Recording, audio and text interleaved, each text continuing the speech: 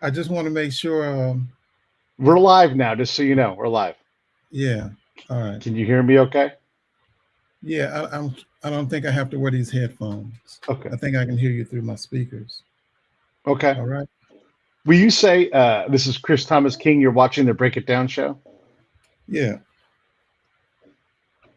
Hello, everybody. This is Chris Thomas King, and you're watching the Break It Down show. Chris Come on. Thomas King and Pete Turner. That's right, man. All right. Hey, so I'm going to guess that right now, no one has, in the world of all of the things that are going on today, no one has said the words, I heard Buddy Bolden say. So let's just talk about Buddy Bolden from the jump, and then we'll get into the new foundation. Buddy Bolden.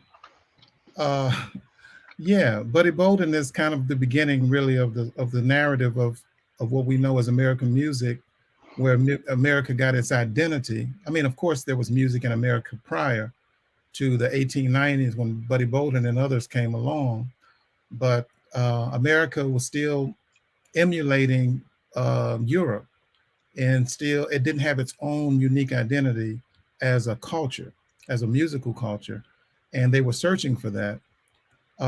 But at that time, Buddy Bolden came along and really upset New Orleans and turned the music in New Orleans on its ear. And so Buddy Bolden, there's a song called, as you mentioned, Buddy Bolden's Blues, which Buddy Bolden never recorded himself, but Jelly Roll Morton, made recordings of that and told those stories along with other people. So yeah, he was the beginning. He was the first person to really, uh, in public, really kind of create a stir around this new style of playing music called the blues. Was it even physically possible for Buddy Bolden to record his songs before he started to wane from the public? Well, it wasn't he had a very short career. The first newspaper accounts and documents about Buddy Bolden kind of began around 1894, 95, and then he's very, very popular around 1900. And he's drawing, big crowds at West End Park and places like that he would play. And then he started having some, what they say, some issues. He was like what like a lot of artistic people are prone to do, whether they're writers or creative people. He indulged himself in drink, from what they say, and other issues. Um, but the rumor is that he made a recording around 1905 or so, but it was never found. And in my book, The Blues, The Authentic Narrative of My Music and Culture, I theorized that if he did make a recording around 1905 or 1906, it would have been because it would have been kind of like a scientific recording, not a commercial recording, because Black people didn't record at that time their own music, especially not in their own voice or own style. And if he had made a recording, it would have been like a eugenic type of recording, a scientific, a sociology experiment. And this was at a time when people hear the word eugenics, they quickly think about abortion and things like that. But there was a musical sphere or musical development around eugenics as well, and if he had made that recording for eugenic laboratory type of recording people in New Orleans at some point, they would have deemed him to be feeble-minded and everything, and because eventually he was institutionalized and sent to the institution, an insane asylum called in Jackson, Louisiana, and he spent the rest of his life there from 1907 to the end of his life. I think he survived another 20 years or so, and died in the early 30s, if I'm not mistaken, and never played his horn again after 1907. But he is kind of a ghostly figure and a real figure, but kind of, we never heard any of his music, but everybody that witnessed his music and heard it, it's 100 years later and we're still talking about it. So it must have been something special. Was he singing as well as playing? And he was playing trumpet primarily, or did he go into any other brass? He was a trumpet player. And well, at the time, he played what they call the cornet trumpet, which is a little shorter trumpet. And then later, I don't even know if he ever adopted the full length trumpet. Mm-hmm. But at the turn of the century, most of the trumpet players that played cornets, and cornets weren't as loud as the longer trumpet that came later. Mm. In fact, that was my first instrument, was a cornet trumpet. That's how I started. But yeah, but the horn, that was the loudest instrument on the stage, and this was at a time when there was no amplification. So playing loud and having a real bold sound cut through the room and could be heard even outside of the dance hall, or the juke joint or honky tonk. And they say he was the loud. You could hear him across town when he was playing. If he was playing someplace, I guess back in those days things were a lot quieter, and a trumpet probably could travel quite a ways in the wee hours of the night. Plus the AC, so all the windows are open in a place like that, and so yeah, you're making a lot of noise. Yeah, and but that's the beginning. But there's also a woman who is essential to the origin of the blues, and her name is Mamie Desdunes. And Mamie, and so she was writing songs, blues songs, when at the maybe even before Buddy Bolden became well known in New Orleans. But she was her dad was a poet, and her dad was an activist, and really was an organizer that helped to that formed a citizens committee that fought Plessy versus Ferguson. Her father's name was Rudolph Desdunes, and my book is one of the first books that I know of that. Thanks.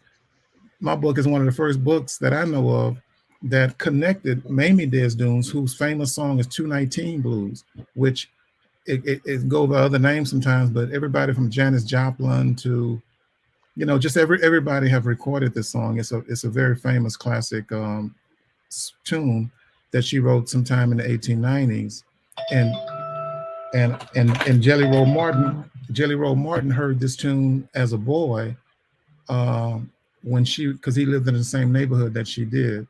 Mm-hmm. And then he said that was his first introduction to really hearing, blues composition. And of course, this is, almost 20 years or so before W.C. Handy would come along and claim that he was the first songwriter of the blues. And there was other people that wrote important songs that helped develop it. Some of them were Italian musicians in New Orleans. And so some of the first copyrighted. Now, these early musicians like Buddy Bolden, Mamie Desdunes, they didn't file their songs and copyright them with the Library of Congress. These were just songs that were popular, in the community. But Jelly Roll Martin and a few other people, even before Jelly Roll Martin, there were a couple other people, a couple of Italians and a Black musician who copyrighted and filed copyrights of blues songs in New Orleans as early as 1908, 1912, along those lines. Jelly Roll did Jelly Roll Blues.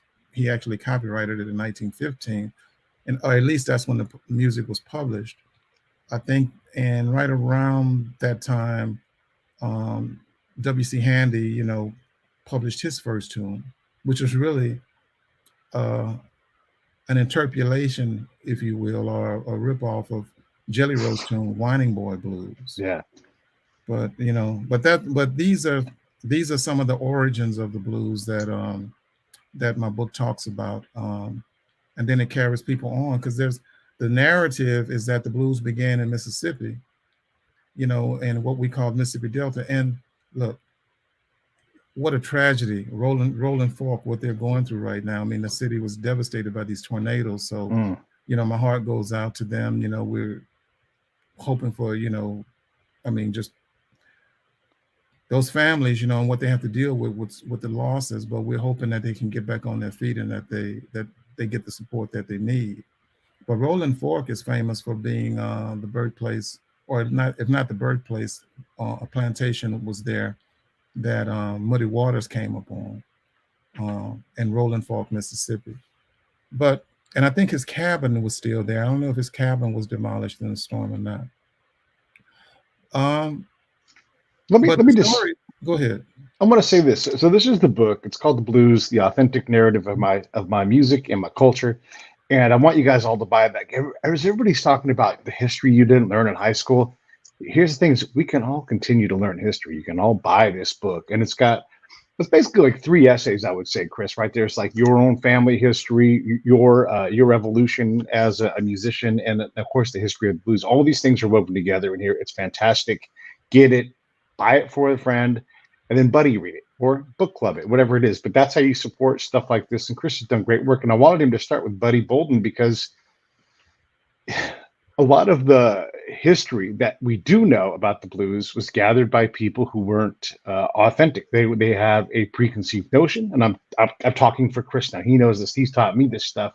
But when you look at the secondary things, and we just on Tuesday we had a history of the black slave that survived the Alamo. He's the one male that survived that massacre, and he was sort of just erased from history. It's almost like they talked like he's an alien that dropped in and had this impact and then disappeared again because his story wasn't captured, wasn't allowed to be captured. So here we are, same kind of thing where someone like Buddy Bolden is shaped by history, but you look at the secondary sources, the letters, the playbills, all of these things that say, hey, the blues happened in New Orleans. This is what Chris is talking about. So I encourage everybody to dig in and get this book. All right, I'm someone to shut up and get away. And let's not bury the lead anymore. Let's talk about your institution as well.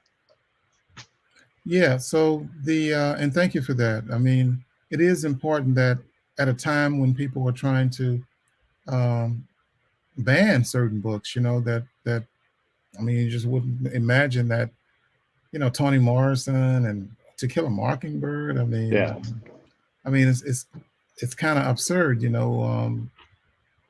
but anyway, luckily this book is not one of those books. Yes. And I would just touch on the fact that it's not a textbook either. I didn't write it as like I'm going to talk about my writing just a little bit before we get back into the narrative of the blues.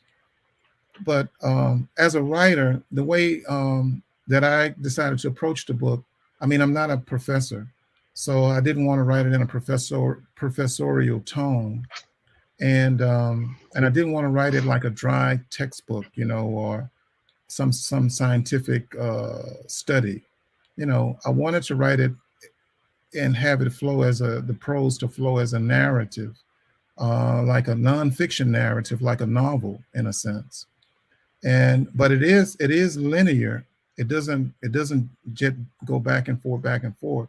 It is a linear story, but it's divided into three acts. Act one, the history of the complex history of New Orleans, which you have to spend some time, laying out for people who might be from another country or from another, not familiar with Louisiana. And then the second, the act two, part of it is where I developed the narrative, the authentic narrative of the blues, as opposed to the one we've been fed, the whitewashed one about the blues coming from slavery. It didn't coming from Africa. It did not come from Africa. That it came from the Mississippi Delta.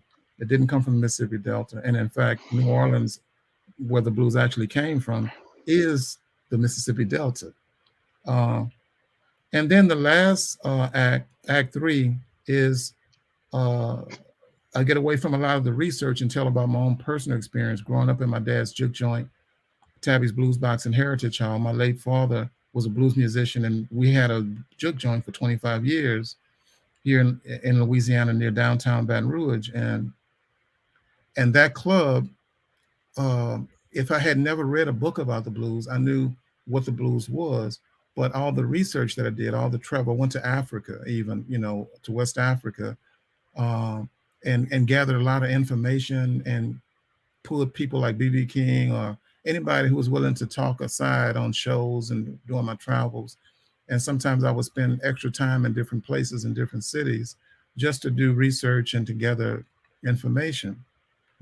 But one of the things I think I developed that's helpful is how to talk about some of these really hairy issues, because sometimes people refrain from having a discussion about race in America, or about, the 1900s or whatever, because maybe they don't,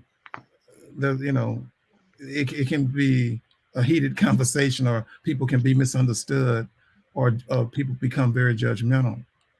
But I think that one of the things I'm most pleased about is that I found language that can talk about, you know, um, contextualize race relations, contextualize these things, and discuss them in a way that is, hopefully, is inclusive, and everybody can find themselves in this blues story, even though the philosophy of this music started with Creole Black Africans in America.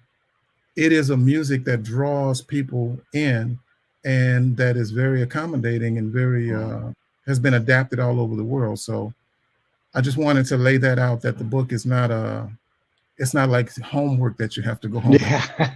Hopefully it's a page turner, and that type of thing. I just wanted It definitely was a peach turner, man. I love that thing. I got to read it, and I continue to learn from it because you packed it full of knowledge. And Mhm. I'll say, another thing, like when we talk about the race conversation, it's so it's reductive, right? Black, white, and other are not categories. We've got to look at the fact that like black people are not all one people. There are all kinds of black people, Creole or Haitian or just on and on and on. This ethnicity conversation is much more important because you just look at the difference of music in, say, the Latin world and how differently they approach music. It might sound similar to the untrained ear, but bossa nova is significantly different than gosh, well, any other art form. It's a very unique thing, and so is the blues. You've been talking about this. You've been on the show, and we've talked about it in the past. You've got the book, but now you have the institution. Why don't you introduce the concept of the institution? We'll go from there. Yeah, well, yeah, all of these things have led to me, and a group of other like-minded people founding the Blues Origin Institute. And the Blues Origin Institute, which is a nonprofit organization, um, instead of just doing a GoFundMe, type of thing, which I funded myself through all my research. It cost a lot of time, money, and things. My wife thought I was a little nuts, spending so much, because most people that write, either they work with a university, they have a salary coming in somewhere, whatever. But I, just was so intrigued, and so wanted to get to the bottom and wanted to get some understanding. I just couldn't believe. I thought the blues had a history, but as I began digging, I realized that it didn't. So after 10 years of research and finally get that manuscript published, um, I feel that there's more work to be done. There's more. This is not the final say. I would like to write more, but Mm, having the grants, having the donations, having the help financially to be able to do it, and to be able to hire other people to help get this word out, uh, to help educate. We want to educate. We call it the Blues Institute because we want to. There's research to be done. There's work to be done to make sure that we get the narrative right, and then there's also work to be done to share that information and get that information out into schools, to the public, and maybe create, maybe one day we'll have a Blues Origin Institute festival, or who knows what. But I've planted that seed, and I'm hoping that the work that I've begun can continue even beyond my capacity to move it forward. So for people that are out there that want to get involved, want to volunteer some of their talent, if they're a video editor, or a social media expert, or just a person that knows how to write grants and things like that, we need help. We need to get this story out. And right now, our website is christhomasking.com. You go to christhomasking.com and then click on the Blues Origin Institute link, and then you'll see information about how to get in touch with us, how to write to us, and how to donate to the Blues Origin Institute. And no donation is too small.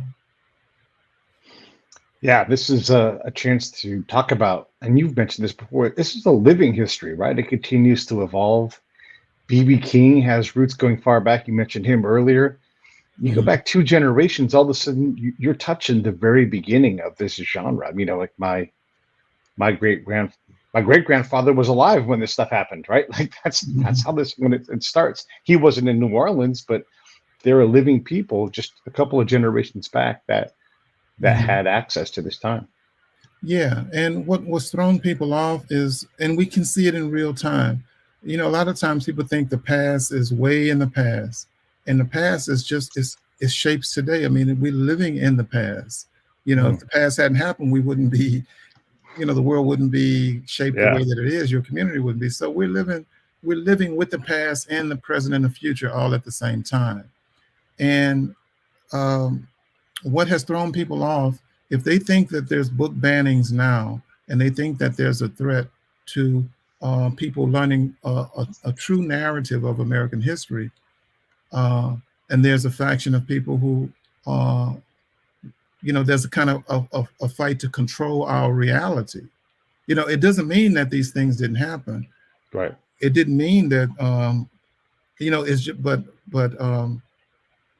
fighting over who controls the narrative of how reality is defined is crucial. And I say in my book, that colonized, it's very important for formerly colonized people to wrestle the power of definition away from post colonizers. Mm, You can't allow people, okay, they colonize you, and then they create these narratives that, even though they were pirates and they were, brutes, uh, then they write histories and build statues of themselves to make themselves, to ingratiate themselves into polite society after they've done all this wicked stuff to get all this money, and then they donate the money to the library, donate the money to the institutions, and the institutions heroize them because they were the oligarchs, of the antebellum period. That's how our universities like Harvard, the College of New Jersey, Princeton, the Ivy League schools, that's how they developed. Those were developed by slave owners who went into the Caribbean and other places, made their fortune with, with brute force, and then came back into polite and bought their way back into polite society. And you can see that in the antebellum times. You can see that in England, a right. lot of the buildings that went up and stuff after, the imperialism, you know, a lot of that wealth that these wealthy people, they didn't go to the Caribbean with a lot of wealth, but they surely came back with a lot of it and bought their way into polite society and erased all the people who stood up Yeah. against these brutes, and stood up against these enslavers. Those people have been written out of history. A lot of them are non-black people. A lot of black people, of course, have been fighting, for equality, for 500 years in this country, since the 1500s. But a lot of European Americans have been fighting for it too. But a lot of these women, a lot of these men have been erased. So no white kid needs to be ashamed in some school because they're learning, about some little girl in Little Rock trying to integrate a school in Arkansas. Why would you ban that film or ban that book? I mean, it's ridiculous because the child shouldn't be identifying with the brutes. I mean, what are we Right. doing? There were Yeah. always there were brutes on one side of the street, and then there were, European Americans on the other side of the street, uh, trying to pave a way for the young child, the black child, to integrate the school.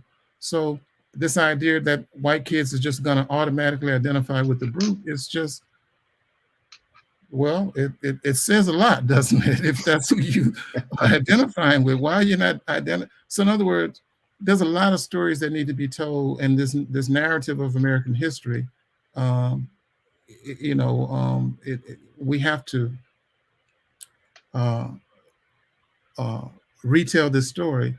And I Mm, think that my book is just a small part of that when it comes to the blues, because one of the other shocking things that I found is that other than Leroy Jones's book, Amari Baraka's book from 1963, Blues People, no other black uh, a, blues musician has written an annotated history of the blues. I Right. couldn't find it. If it's out there, I couldn't find it, and I spent 10 years searching. So most of the stories that we know came from people outside of the culture, and so it's important that Native Americans, African Americans, women, other people that have been kind of marginalized, Yeah. tell these stories. When we were talking the other day again about these characters, grassroots characters, right? Like, let's just take race out of it and just talk about ethnicity. If you weren't in a position of power, whether you were an immigrant from this country, I mean, look, America's full of immigrants. We all came from somewhere else. So the stories of, and in this case, we'll go back to the black men who've been ignored. I had a show about a guy named Cabeza de Vaca. Him and three other dudes walked across basically Texas and into Mexico. This is in the early 1500s, and there was a black dude with him. He didn't have a voice because he wasn't royal. He wasn't notable in terms of the Spanish expedition, right? He was just a dude who was hired to be there, and so he didn't have to write any notes for the king when he went back to say, "Hey, here's what happened," because these guys had to do it. The other two dudes did, and so he's mentioned, but he's a secondary character. It's the same thing with Joe at the Alamo. He's a slave for Travis, and everybody else dies, and this guy just happens to survive. They at the last second change their mind. They don't kill him, but he Wasn't only wasn't he the one that left the Alamo and delivered the news Yes. that they Yeah. had lost? Yeah. And talk about what people don't like having bad news delivered to them. Yeah. So they And for a minute, he was a celebrity, and they're like, "Wow, this is great." And they're like, "Oh no, we don't actually want to pay you, or to listen to you." So yeah. Yeah, but the real story of the Alamo is what he was sharing as Right. an eyewitness. But that's not the story that they wanted to present. And Am it I certainly right didn't about that? survive, right? Yeah. Yeah. So yeah, I mean, And my low paid. understanding, we grew Yeah. up thinking about the Alamo. We grew up thinking about the Alamo as some heroic, Daniel Boone or whatever, Yeah. some heroic stand, for American, you know, way of life or something. But actually, the Mexican government were trying to end slavery. If I'm not mistaken, they were Yeah. trying to end slavery. These people were fighting in Texas to maintain slavery. They wanted to maintain it even after the Civil War. And that's how we got Juneteenth. I mean, it was like 2 years after all the other states had eradicated slavery. Texas still wanted to be a slave state. Right. And this showdown, the people should look into that. They should watch. I haven't seen that episode that you did on this story, but it is one of those stories that we've been, like, again, just like the blues story. There's a Mm-hmm. there's a narrative that people at that time wanted out there, but it's not the truth. And so people that tell that story, like this black person who was at the Alamo and survived it to tell the story, they erase them from history because that's not the story they want told. Yeah. And thank goodness we have social media and stuff, so there's more voices, out here. Yeah. It's a remarkable thing, and we don't think about, like, well, how the heck, if everybody was killed, how the heck did we get all these these stories from it? And it was because there were a couple of women that survived, and then this one dude, the only dude that survives, who was literally right there. And this is the remarkable thing. So Ron Jackson is the guy that wrote the book. He co-authored it, and another guy I happen to know, he was inspired by the book. He's a historian on Texas, and he wrote a play about this. So, by the way, anybody who wants to, and I'll put the link up for the show, can go see this screen or this play in Texas that they're going to put on next year in San Antonio. And so these histories are alive and well. And Ron and his partner did a great job of digging through old chests, finding family members, interviewing, and they really brought Joe back to life enough that Don was like, I can't believe this guy was out there. And I, this is a guy that knows the Alamo. He's like, I read this book and it completely informed how I saw that battle because of this guy that they had reincarnated, essentially. So that work is happening. Yeah, it's incredible. Yeah, that's a great example. It's a great example. And the only reason I don't know the story fully, and I am fascinated. I think I've heard about these two gentlemen who did this book, and they even got some pushback on their book. Right. But when you're doing a deep dive and researching, there's so many stories like that I came across but they weren't part of the blues narrative. So it wasn't me making obfuscations. It's just that I couldn't. My book would have been 1,500 pages long if I Right. tried to Yeah. include everything. But there's so many things similar to that about American history that I'd stumbled upon and discovered, and I didn't know, even Yeah. though I was, digging deep, trying to uncover this authentic blues narrative. I came across a lot of American history that I was just fascinated and blown away by, Yeah. and it's stranger than fiction and more exciting sometimes than fiction in a way. So I was enriched from the experience. But now that I've created the Blues Origin Institute, I know that I can't afford to do that again. Right. I can't Right. go away for 5 years and or however many years it take to write the next book. So, the Blues Origin Institute gives me a chance to maybe collaborate with some other writers, um, and grow some funds and stuff so that we can begin training other young people, other students, other Yeah. people to try to carry on and with this purview or this point of view in the history, like trying to get the culture told from the culture instead of an observer coming. It's kind of because Yeah. the blues have been told like this. It's kind of like National Geographic. National Geographic staged all these pictures to show primitive people and accentuate the primitive.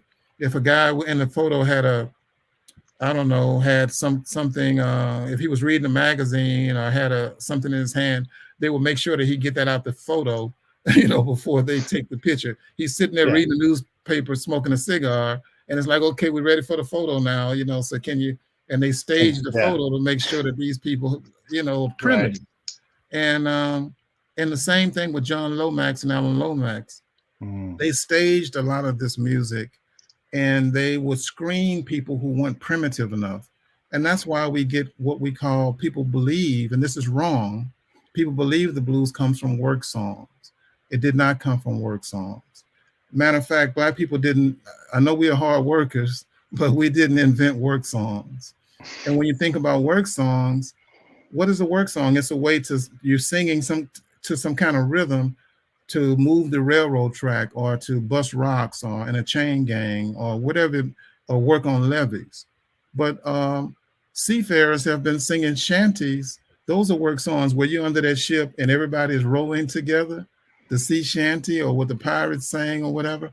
Those are work songs as well. They're singing, they might speak different languages in the 1400s, 1500s, or even earlier. But when you're rowing a ship and everybody has to row in unison, there are shanties that they sang, and these are work songs. So it's the same process of working on a levee or something. So in other words, this is not an invention of Black people, and this is not the origins of the blues. And why would I make such a clear distinction of that? Because nobody says the sea shanties are the early version of the Beatles. You know what I mean? The Beatles was, they don't Yeah. connect those dots. Like that's how opera came about, because like it's got to be some primitive beginning, and then we got Bach. You know what I mean? It don't work Right. that way. You know, so the blues is one of the only genres of music where they try to describe it in such a way. But these ideas that it's sad music, that it's the sad song, the melancholy song, that word is the definition blues.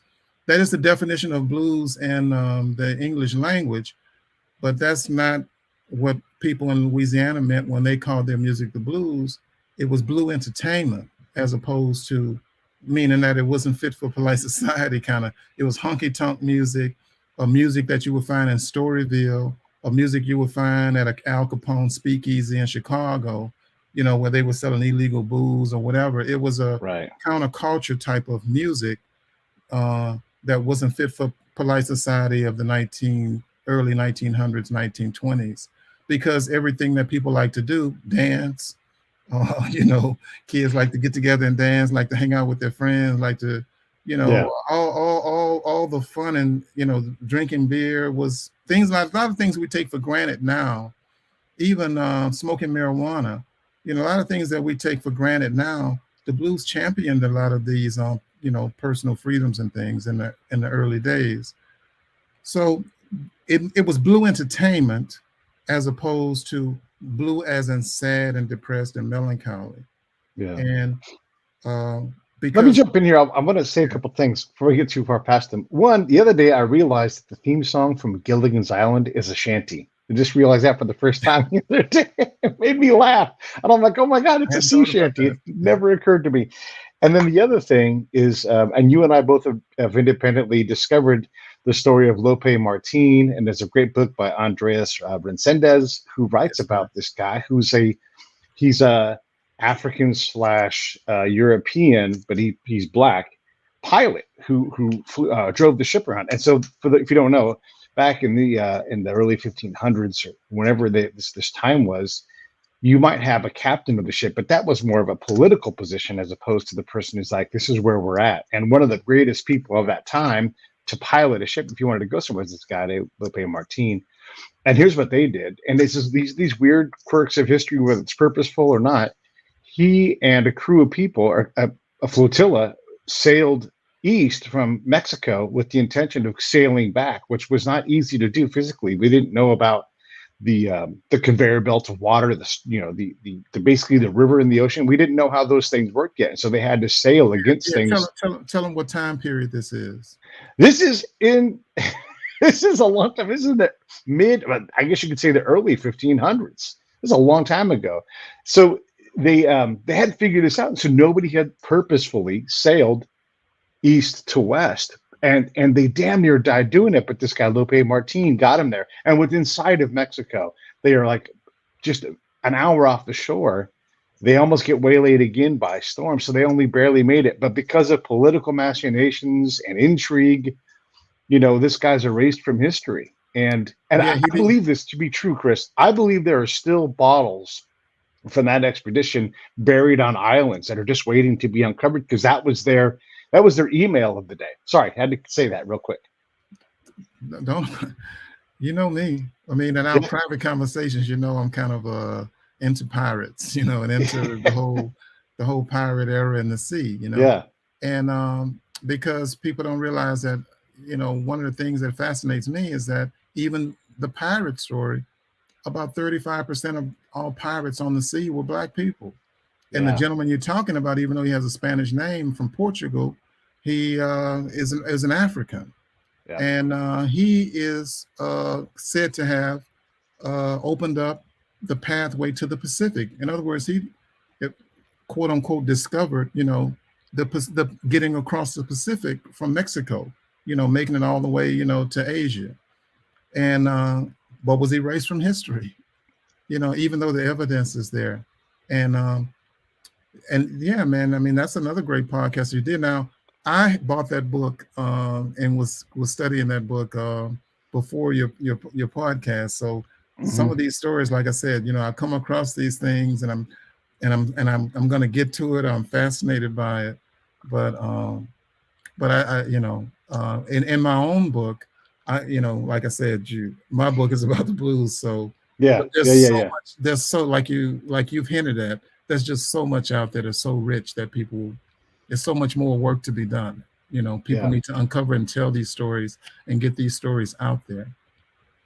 There are still houses that families have owned for generations where there's just stuff up in the attic just waiting to be pried open, but nobody's got time. Like you and I both know in our lifetime, there will be some major discoveries in the early 1900s. That stuff's just sitting there, and nobody's got time to deal with it. When that next grandfather kicks off or grandmother goes, they'll be like, hey, look at all this old stuff. And then maybe it needs a home, and maybe it does go to the Institute or it goes to some museum. But again, if you imagine all of these artifacts flying to the wind and going to all these museums are full of artifacts. They can't possibly display all of them, and now they're disparate. So there's a lot of work to be done. Yeah, there's a lot of work to be done, and that brings us right back to the Blues Origin Institute. It takes a collective of people. It takes like-minded people with different talents, people coming together to try to create something. And the thing about it is that when we say blues, let me just clarify this too for people who are new to this narrative, and they're probably wondering, I thought jazz came from New Orleans and not the blues. So let me just mention, when people say jazz, just substitute the word blues, because as far as New Orleans go, the words are interchangeable. It's like saying hip hop or rap. We're talking about the same music, the same musical culture. So these are not two distinguished, things. But what's important to know in the narrative is that first it was called the blues for the first 25 years. The word jazz did not exist in any African language that I could find, and there's thousands of those. It didn't exist in Louisiana before the 1900s. So when Buddy Bolden was playing this music, when Mamie Des Dunes was playing it, King Oliver, who taught Louis Armstrong, when all these blues, and all of them are blues musicians, they're not jazz musicians. Yeah. Louis Armstrong is not a jazz musician. That might sound crazy, but he never called himself a jazz musician. He's not a jazz musician. He is a blues musician. And the word jazz is something that after the music of Louisiana, after these guys left Louisiana, where everybody knew blues meant blue, it was like a French term, a Creolized French term that meant blue entertainment. And everybody knew that if you called yourself the such and such a Creole band, that that means that you're a black band, a proud black band out of Louisiana. So all these bands that, like Louis Armstrong, left Louisiana and joined the Creole band that King Oliver had in Chicago. What changed all of that is this band called the Dixieland Jazz Band. And the Dixieland Jazz Band, they formed around 1915, 16 or so, and made their first recording in 1917 in New York. They were from New Orleans. They were Italians. They were Sicilians. They weren't what we call white at the time. The Italians weren't white at the turn of the century. And Irish people, other folks were kind of on the margins. But they used it, instead of them calling themselves the original Creole band from New Orleans, they called themselves the Dixieland Jazz Band. And they called themselves Dixieland. This was right at the time that this movie came out called Birth of a Nation, which was, everybody probably have heard about this movie, Birth of a Nation. I'm not going to get into all the descriptions, but it was a horrific movie. It was exactly what we've been talking about, somebody taking history and totally flipping it, making the Ku Klux Klan the heroes, and the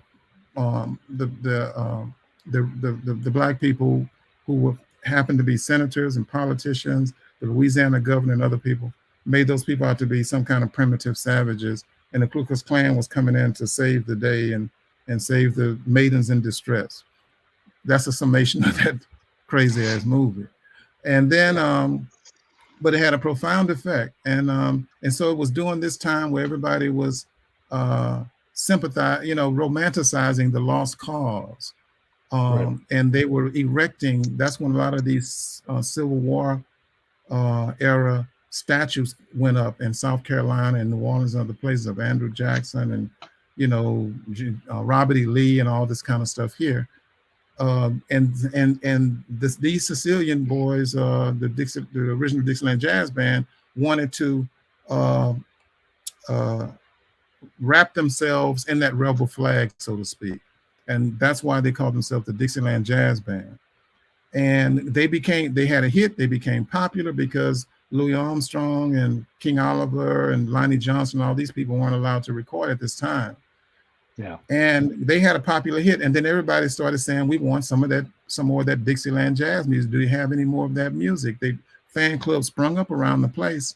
And ever since then, they started calling, as Louis Armstrong came along in the 20s, and as other New Orleans musicians came along, Jelly Roll Morton finally got his music recorded.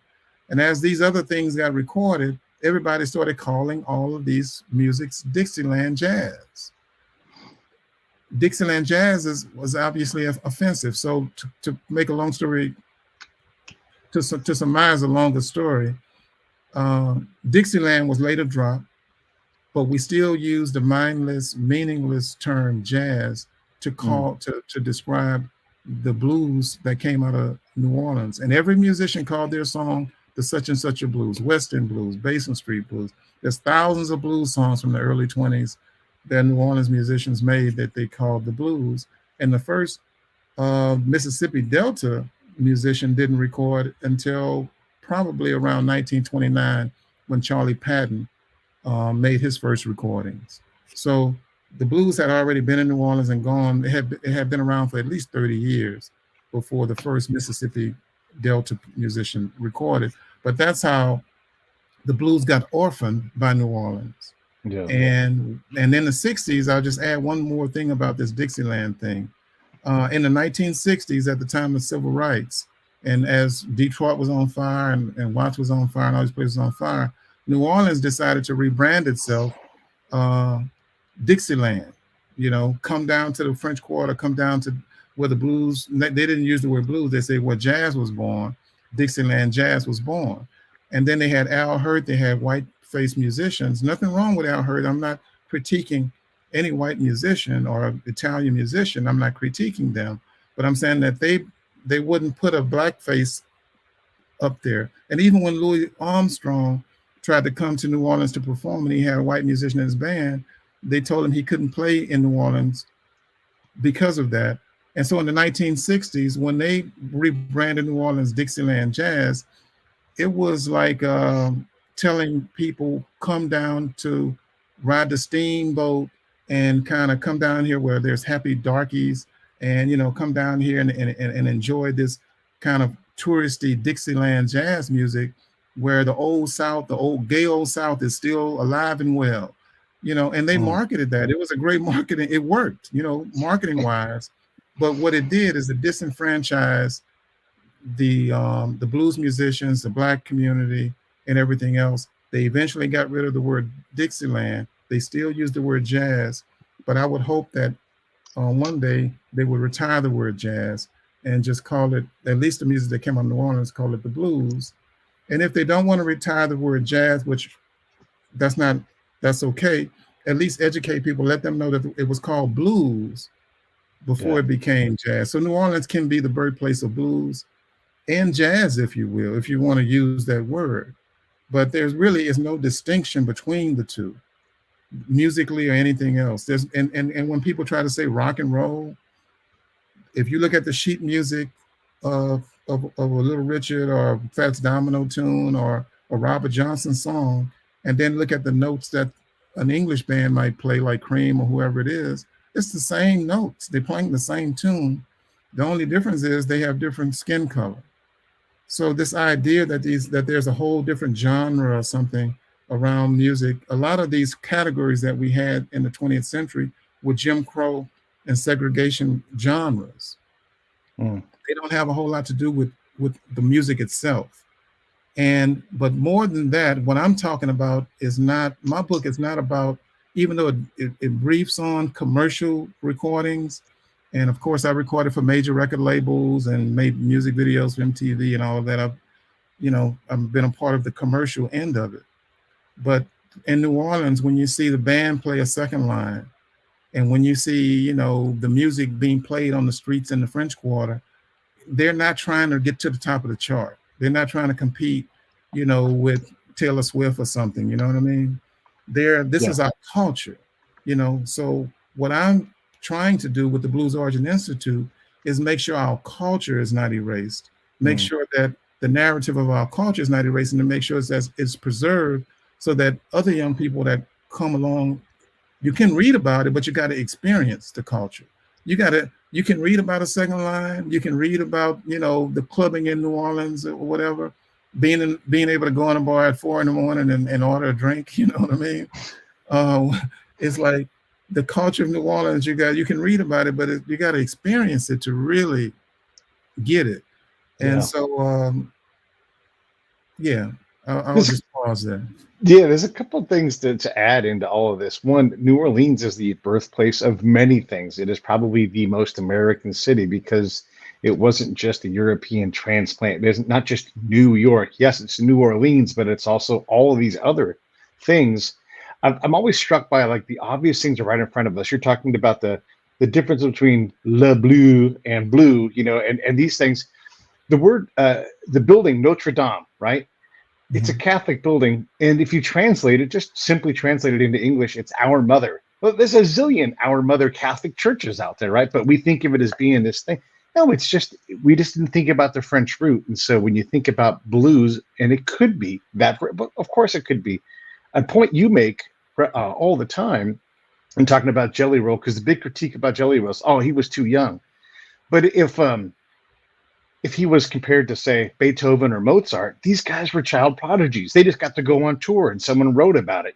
No one wrote about some kid going out to, strip clubs and whorehouses because nobody would write about that. But that was his reality, Maybe, right? And so, maybe at the police precinct you can find yeah, some information. right. But when you think about these are like the hallmarks of like a missed history was when you're like, well, if there's a Beethoven, who is the young Beethoven, for a Creole family or whatever, right? And it's these guys. I want to talk about that, but I also want to mention, um, we'll say Black Mozart, right? That's the name everybody knows. When we look at the project being done with George Ballon de Chevalier, this incredible guy, I'm afraid that Hollywood is going to. I mean, look, I have no confidence that they're going to, as desperate as they are to try to get these things right. Chris, do you have any confidence that they're going to get this movie right? I'm nervous about it, because I Yeah, know, I mean, I've done movies, I know Hollywood, yeah, and it's hard to tell stories. It's hard to tell these stories. I'm just happy that they put the money. It seems like a big budget film.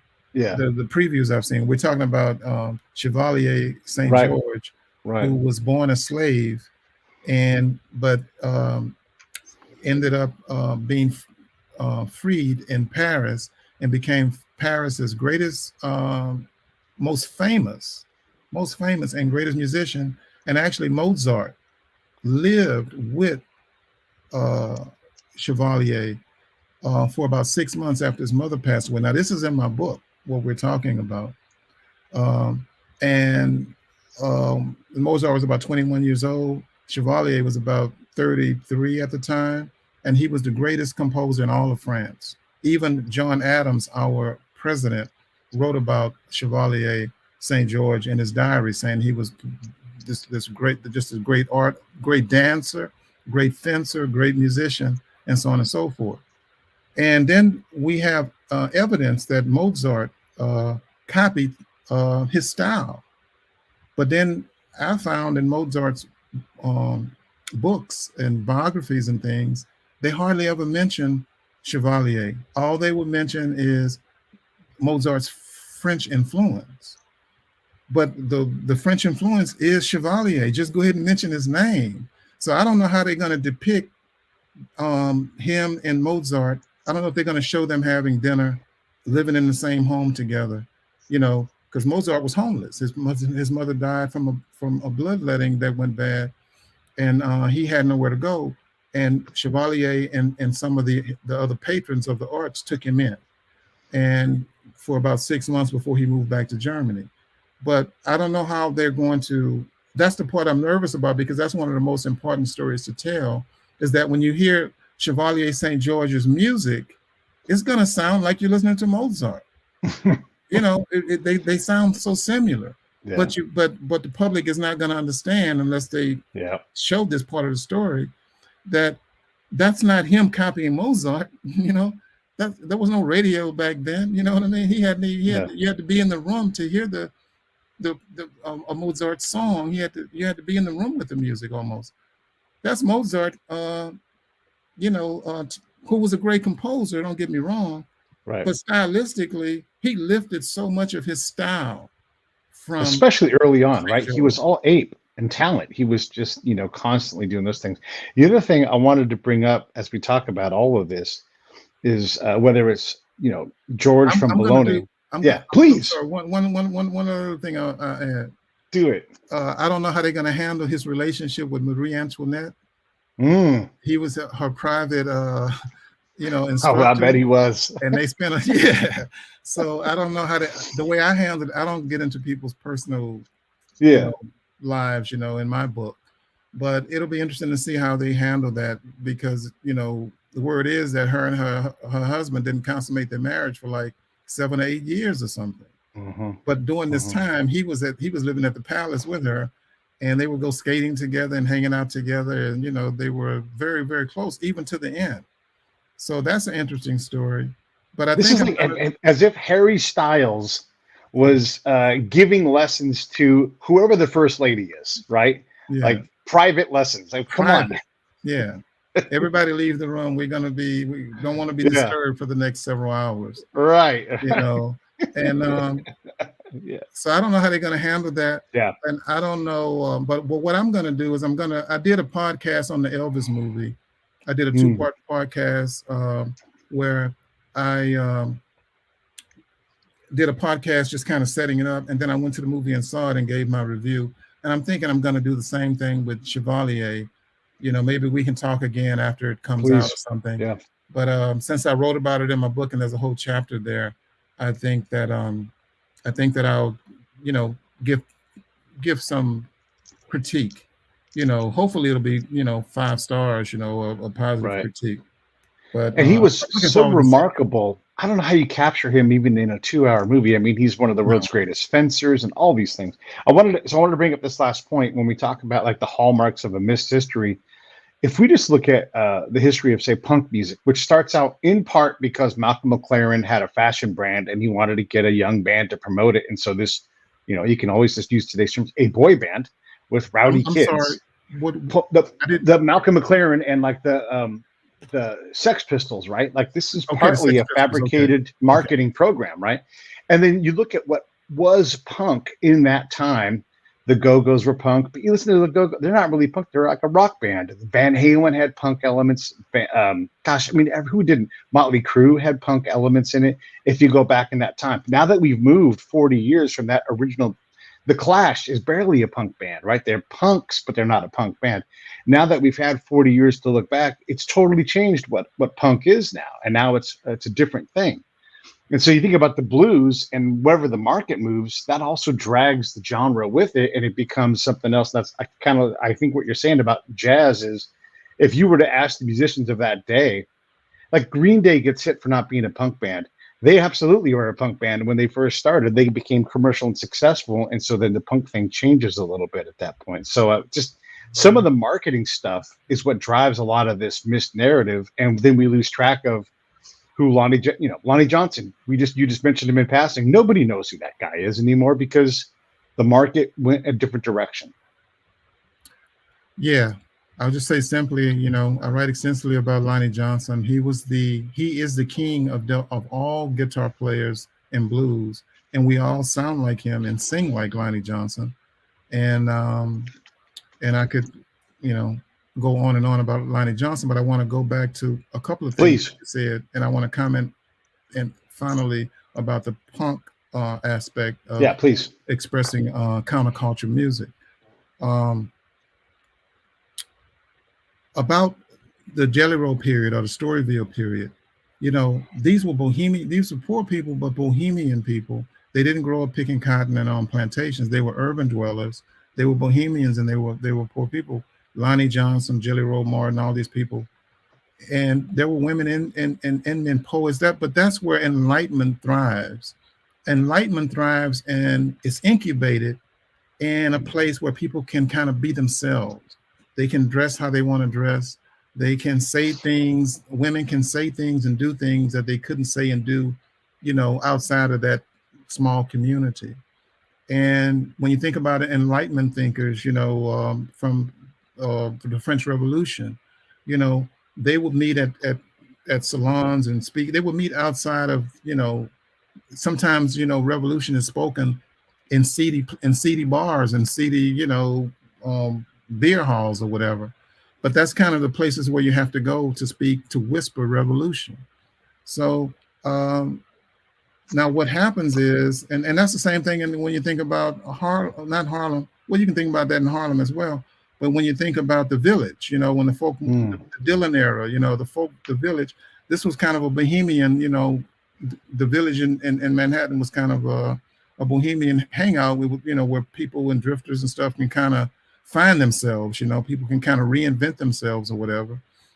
So, but then later on, you know, of course, progress comes in, and now these apartments cost millions of dollars and stuff, and all that is gone. But so New Orleans had that for even writers like Tennessee Williams and other people, that um, bohemian, you know, thing is important to developing enlightenment thinking, whether it be poets, whether it be writers, whether it be musicians, and on and on. Now, when you talk about punk music, what has been taken from the blues? When you take the blues and give this false narrative that the blues is a plantation music, it's came from slavery, it's enchainment and slave, lead belly coming out of prison and all these kinds of things. You're taking the agency away from the blues.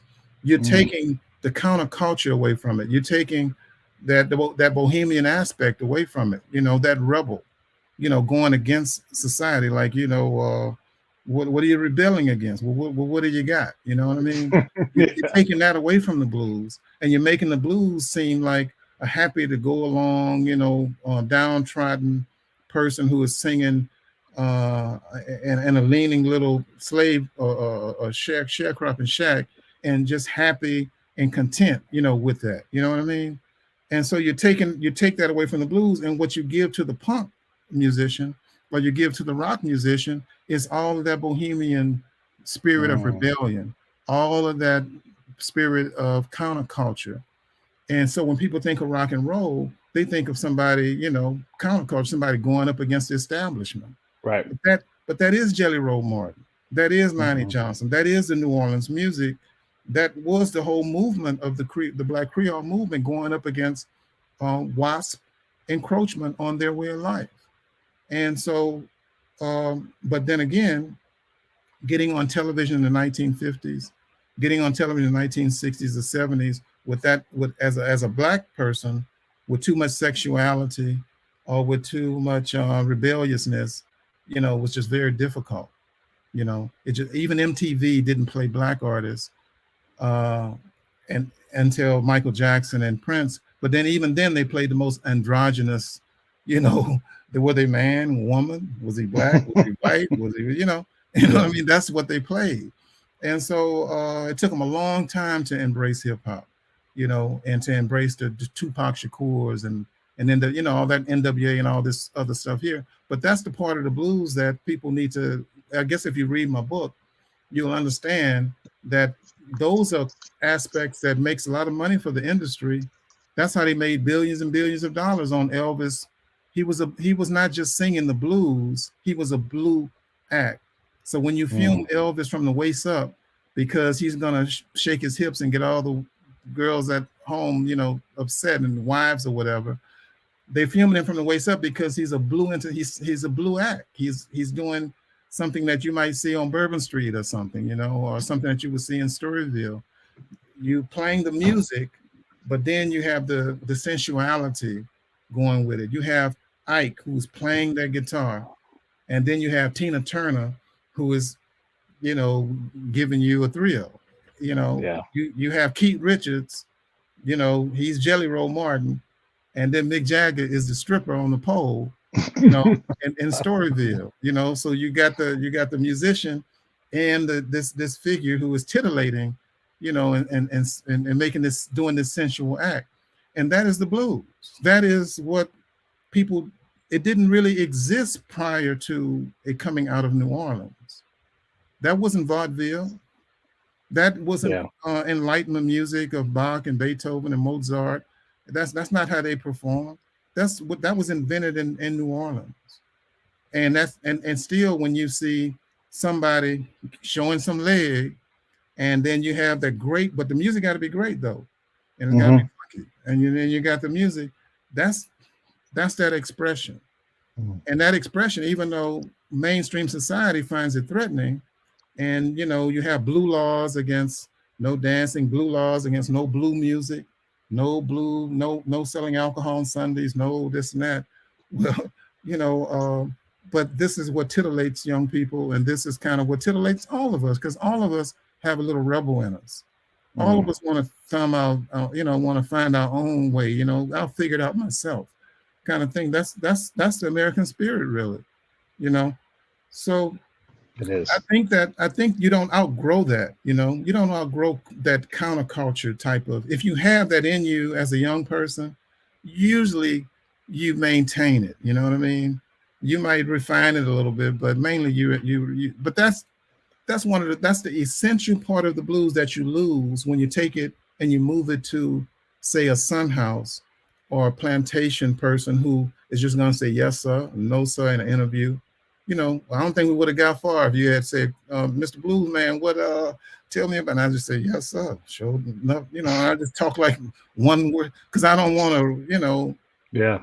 You know what I mean? I don't feel the agency or have the self-confidence or if I speak with too much confidence, and if you're in Mississippi in the 1920s, 30s, and 40s, and you sing or play or do, some of these things, you might not survive to the next weekend, So Mississippi is a more Protestant place. It's a very different place from Louisiana, especially South Louisiana, because even at our religious holidays like Mardi Gras, the priest and the prostitute can share a drink, and it's all good. So a lot of things in those brothels and things in old Storyville where Jelly Roll and Tony Jackson and played the blues, those weren't black women in those places where the real money was being laid out. Those were white women that were naked and being salacious and using that music and stuff to seduce men to spend some money. That wouldn't happen in Mississippi in 1910, 1912. There wasn't a whole bunch of lynching going on, even though you had all these naked white women, black musicians, all this mixture of people that you had the Italians. You got all these people kind of living up on each other right there in what we call the French Quarter, and sharing and sharing in this culture. But there's no lynching for whistling at a white woman or going to bed with her or anything like that. New Orleans, in a way, I'm not saying it's better. I'm saying that New Orleans, when people up north, like Leroy Jones, talks about blues people, he's from New Jersey. He's not a blues musician. And I enjoyed his book, and he does have, his book reads more like an essay, where I would argue mine reads more like a history, because I have notations and things. These are not my opinions. I have 350 well-researched notes and citations that you can go and look up for yourself. I would just say that the difference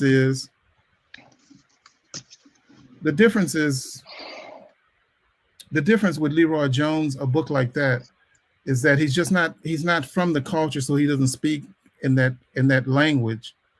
And I'm just hoping that eventually the nirvana of that, a lot of that punk aesthetic, a lot of that counterculture, a lot of that rebel that the blues is about, this even the sensuality, where you got to be a 70-year-old man sitting on a stump with a harmonica, then you can be celebrated.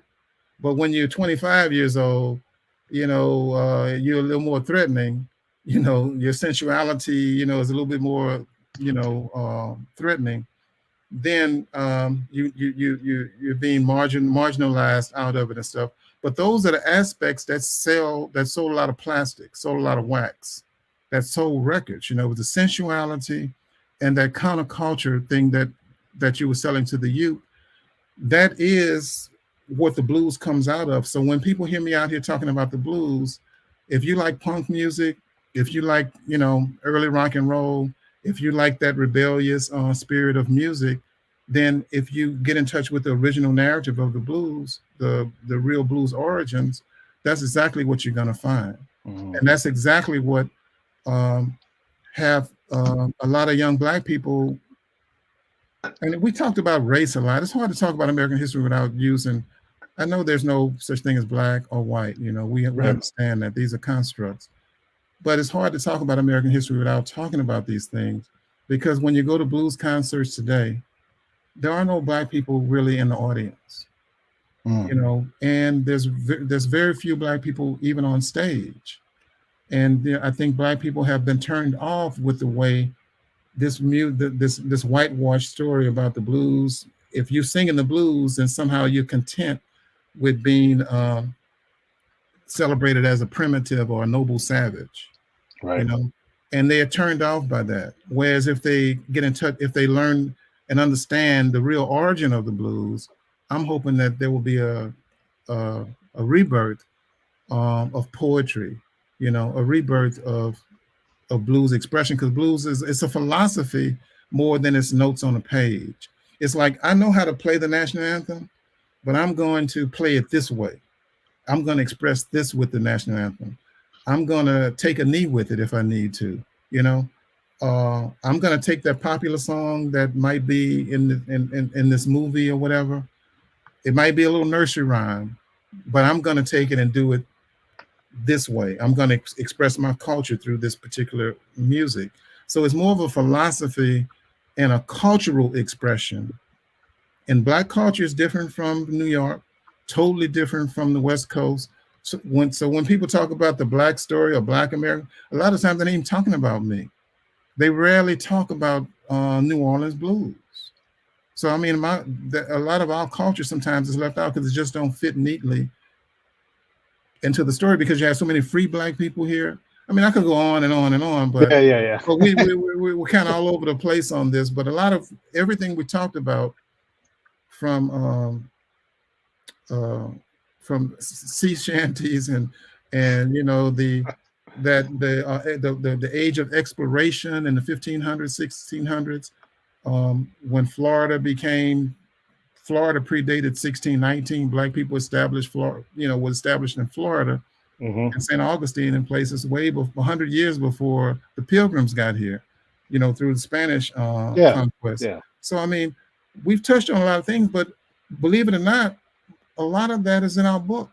This book that Yeah. we're talking about, a lot of that is right there. Chevalier St. George, his story and his connection with Mozart is there. You know, but like I Yeah. said, the book would have been 1,500 pages if I had put it all in Yeah. there. But It's true. yeah. And you know what? I want you with the guitar in your hand and talking, because as great a writer as you are, like what you really do. And by the way, anybody who wants to challenge your opinion on who's at blues shows, they could just understand you've got a very good point of view for all that. I just want to say a couple more things. One, Chris is doing book talks, and so if you want to get a hold of him, I know the guy who knows. I know him, and I can say, hey, great, do it. Or you can reach out yourself directly. It's not hard to find him. I'm going to try to get him to come to my hometown, Benicia, maybe even my actual hometown where I live down here in Southern California. But you guys, he's available, and he will come and talk to you, and he'll bring the book, he'll talk about the book, and he's obviously a great showman. So consider putting him to work. Consider getting involved, with it, whether it's financially or with your time and money. When you go to make a post on Facebook and you want to complain about injustice or whatever it is, or history being not taught in high school, get your ass to work. Here's an opportunity to do something about what you're complaining about. So don't just complain all you want, but then send a message over, and we'll get you to work on the project. All right, that's what I have to say. Chris, what do you want to say in closing, if anything at all? Well, I just want to say thank you again, Pete, for having me. And um, everything that you just said, it's no sense in me repeating, other than to just second what everything that you just said about the Blues Origin Institute. And I'll just remind people that, my website is christhomasking.com. And if you go to christhomasking.com, then you'll find a link to the Blues Origin Institute. As we grow, we are a nonprofit organization, so any donations can be tax exempt. And we're just getting started. I just founded this and got we have a board of directors. I have other advisors that are advising me, and so any donations is tax exempt. And we're just getting started. And how it's going to proceed or what it's going to become, a lot of that is going to be due to the people that get involved, the people that want to be on the board, people that want to share, whatever talents or resources that they might have that they can help us to do the research, do the work, get this story out. And like when people come into to do, I'll give you an example. When people like this movie Chevalier Saint George, who knows? One day they might want to do a movie, the Jelly Roll story. Right. Well, I would like to have the credibility so that people come to the Blues Origin Institute, as consultants. We just want to make sure we get this right. We want to make sure that we're in line or whatever. I would like the Blues Origin Institute to be that entity that can help when people are when they're doing gentrification, and they're like right now they're building a bridge, through parts of Louisiana. They're talking about removing this bridge at Claiborne or something. Well, you need somebody to come in and say, hey, well, this landmark here, this is Buddy Bolden's old home. We can't get rid of this home. We can't, we're gonna have to find a way to build around it. We're gonna have to find the money to restore it. So I want the Blues Origin Institute to be that credible place that people can come for that knowledge and come for, so that we can get these stories right. And like I said, we're not just talking about selling records. We're talking about trying to make sure that New Orleans, which is the birthplace of the blues, don't become so Americanized until it's unrecognizable. Mm-hmm. New Orleans and Denver, nothing wrong with Denver, but I think we like New Orleans the way it is. We want that culture to remain. Yeah. And in order for that to happen, not just myself, but lots of different people have to come together to try to, in different ways, any way that you can contribute to try to preserve that, because it's just something beautiful and it makes life. It's like that. It's like that flower. It's like I'll say this. It's like the rose. The culture is like the rose. It has a lot of thorns in it. But what a beautiful rose. What a beautiful rose. It puts out. All right, stand by for 1 second. Let me wrap this thing. Hey, thanks for watching the show. I really appreciate it. Right here, you can subscribe. Please do that. It makes the show grow. Hit that notification bell so you know which incredible guest is coming up next. Down below is the PayPal link. You can put a small subscription in. That is an enormous help. All that money goes right back into the show. And then right up over here are the next episodes you should listen to, curated by yours truly. Thank you so much.